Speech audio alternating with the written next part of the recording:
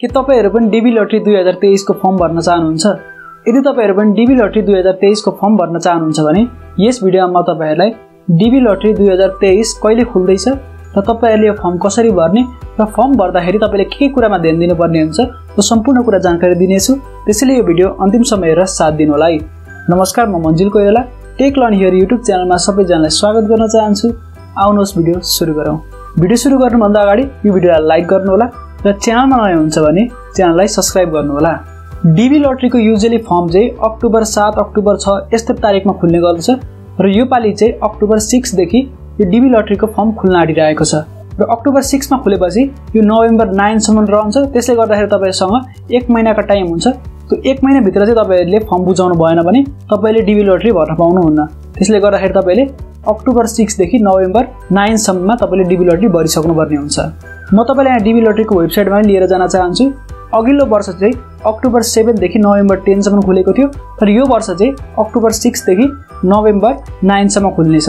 October 6 भनेको भोलि, आज 5 तारिक, भोलि 6 तारिकको दिन चाहिँ तपाईहरुको लटरी खुल्दैछ र तपाईहरुले भोलि देखि चाहिँ डीबी लटरी 2023 भर्न सक्नुहुन्छ। अब तपाईहरुले यो कसरी भर्ने त्यसको बारेमा कुरा गरौँ। अहिले डीबी लटरी भर्नको लागि चाहिँ एउटा नयाँ वेबसाइट खुलेको छ, dbprogram.state.gov भनेर। म त्यसको लिंक चाहिँ भिडियोको डिस्क्रिप्सनमा राखिदिने छु। त्यसमा क्लिक गरेर तपाईहरु त्यो वेबसाइटमा गएर चाहिँ अक्टोबर 6 देखि डीबी लटरी भर्न सक्नुहुन्छ। अब चाहिँ कुरा गरौँ तपाईहरुले डीबी लटरी भर्दाखेरि कुन कुरामा ध्यान दिनुपर्ने हुन्छ र तपाईले डीबी लटरी भर्दा चाहिँ एकदमै केयरफुल भएर भर्नुपर्ने हुन्छ। त्यो किन हो म तपाईलाई अब भन्ने छु। डीबी लटरी चाहिँ यूएस गभर्नमेन्टले छानेको कन्ट्रीहरुको लागि मात्र खुलाएको हुन्छ, जस अन्तर्गत नेपाल पनि पर्दछ। त्यसले गर्दाखेरि तपाईहरु नेपाली नागरिक हुनुपर्यो।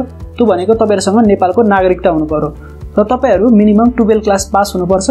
12 क्लास पास हुनुहुन्न भने 10 क्लास पास गरिसकेपछि 2 वर्ष तपाईहरुसँग अरु कुनै एजुकेसन सर्टिफिकेट छ भने त्यो पनि भ्यालिड हुन्छ। र त्यसपछि तपाईहरुले डीबी को फर्म भर्दाखेरि चाहिँ एकदमै केयरफुल भएर भर्नु होला, किनभने तपाईले डीबी को फर्म भर्न एकचोटी मात्र चान्स पाउनुहुन्छ। यदि तपाईले फर्म भर्दा केही मिस्टेक गर्नुभयो, जस्तो तपाईले फोटो हाल्दा पनि त्यो फोटो पनि कसरी हाल्ने भनेर त्यहाँ रुल्सहरु लेखिदिएको हुन्छ, त्यो रुल्स अनुसारले तपाईले फोटोहरु हाल्नु भएन भने त्यहाँ पनि तपाई डिस्क्वालिफाई हुनुहुन्छ। तपाईले एकचोटी मात्र चान्स पाउनुहुन्छ। त्यसैले तपाईले एकदमै केयरफुल भएर फर्म भर्नु होला। र फर्म भर्न चाहिँ तपाईको कुनै पनि चार्ज लाग्दैन। तपाईले कुनै पनि साइबर हेर्न गएर फर्म भर्न जरुरी छैन। घरमै बसेर आफ्नो मोबाइल फोनकै हेल्पले पनि तपाईले डीबी लटरीको फर्म भर्न सक्नुहुन्छ। र अघिल्लो वर्षदेखि चाहिँ डीबी लटरीको नयाँ नियम आएको छ। तपाईले डीबी लटरी भर्दाखेरि तपाईहरुसँग पासपोर्ट हुन जरुरी छ। पासपोर्ट छैन भने तपाईले डीबी लटरी भर्न सक्नुहुन्न। र सबैजनालाई बेस्ट अफ लक। अक्टोबर 6 त्यो भनेको भोलिदेखि चाहिँ डीबी लटरी खुल्दैछ। सबैजनाले भर्नु होला। तपाईलाई म बेस्ट विशेष भन्न चाहन्छु। यो भिडियोमा यति नै। म भेट्छु तपाईलाई अर्को भिडियोमा। त्यतिन्जेलको लागि मलाई बिदा दिनुहोस्। धन्यवाद।